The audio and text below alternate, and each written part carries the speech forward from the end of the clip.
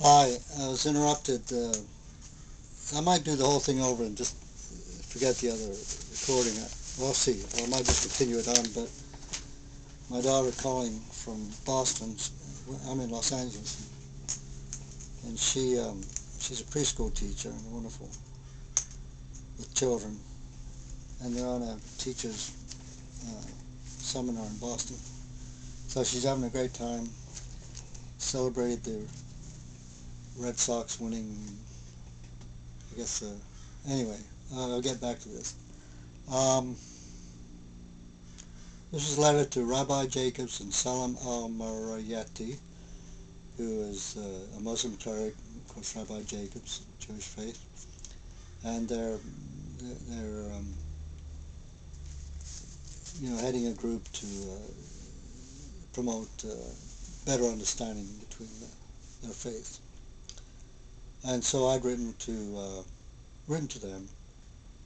I didn't get an answer, but I referred to another letter I'd sent to Scientific American as follows. First to Rabbi Jacobs and Salam al-Marayati. Just read your jointly authored article in LA Times re Muslim-Jewish Divide. Having been raised a Christian, it has always bothered me that my inherited religion was so exclusionary. Of course, this is true to a certain extent with all religions. It's the old we have the truth and you don't type of thing. Frankly, I think the world would have been much better off if there could have been a universal understanding, more about each human being seeing the others as children of the same God, and therefore as brothers and sisters equal under the spiritual law, and then treat each other accordingly. Of course, this is an unrealistic viewpoint. It is human nature to club together with others of our own kind and to be relatively hostile to what we refer to as outsiders. You may be interested to read the following email I sent to Scientific American regarding an article by Michael Shermer. I don't expect you to believe that I have actually visited the heavenly realms mentioned, but perhaps it will provide food for thought. Keep up the good work, gentlemen. Only good can come of your efforts. Sincerely, Robert J. Evans.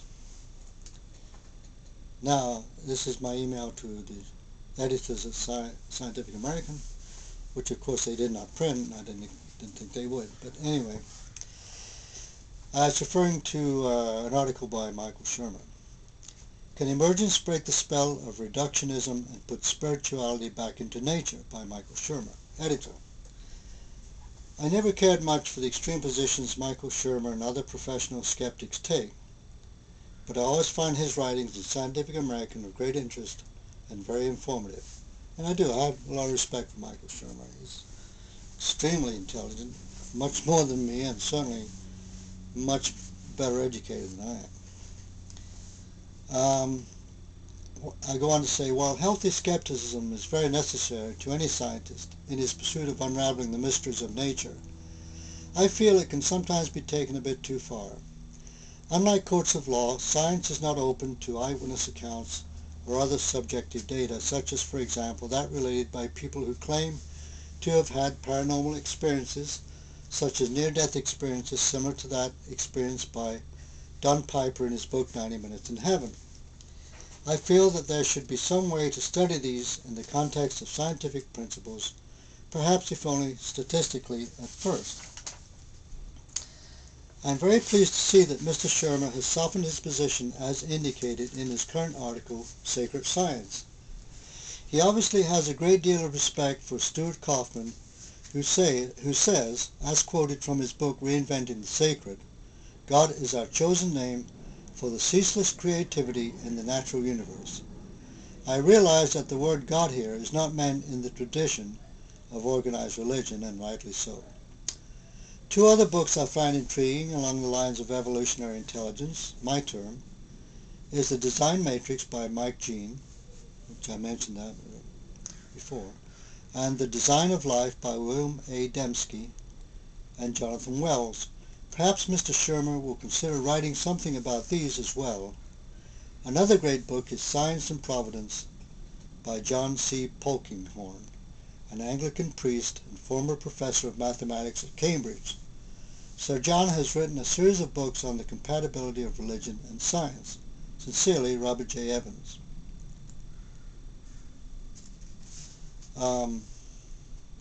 I had followed by the letter I'd written to Don Piper, 90 Minutes in Heaven. Well, I don't see the point of reading that.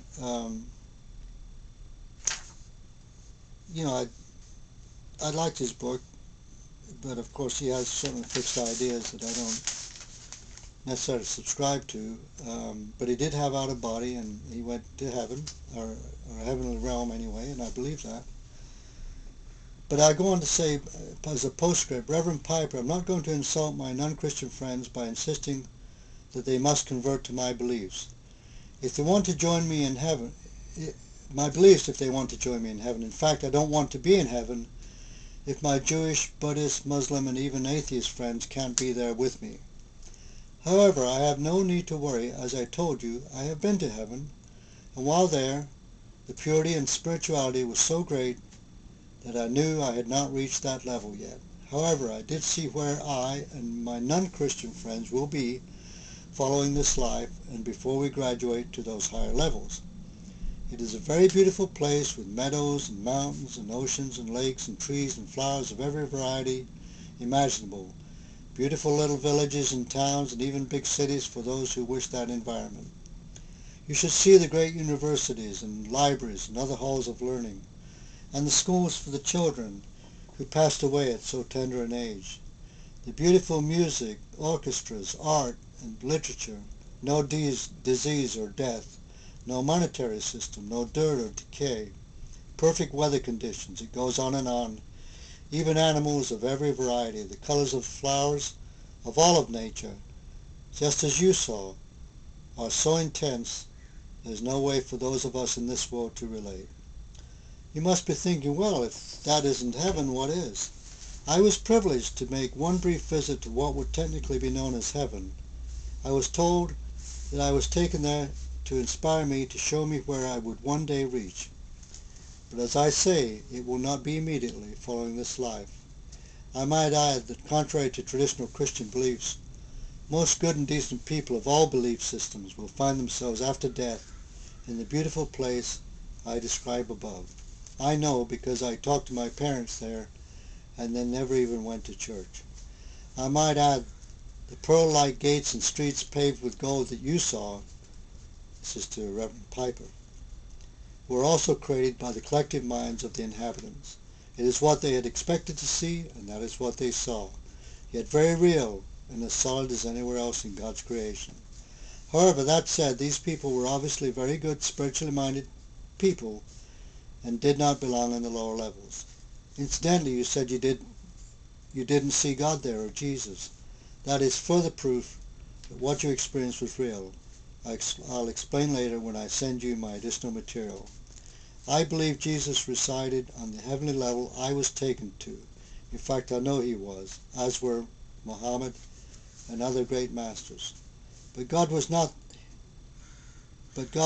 here. I take that back. God is everywhere, even within the souls of those on the lower levels. It's just that they have mortally built up a wall around his presence. They're going to have to chip away at that corrosion around their soul and allow God to be expressed through them before they can arise to a higher understanding. And for many, that is going to take a long, long time. I could have added perhaps many more lives.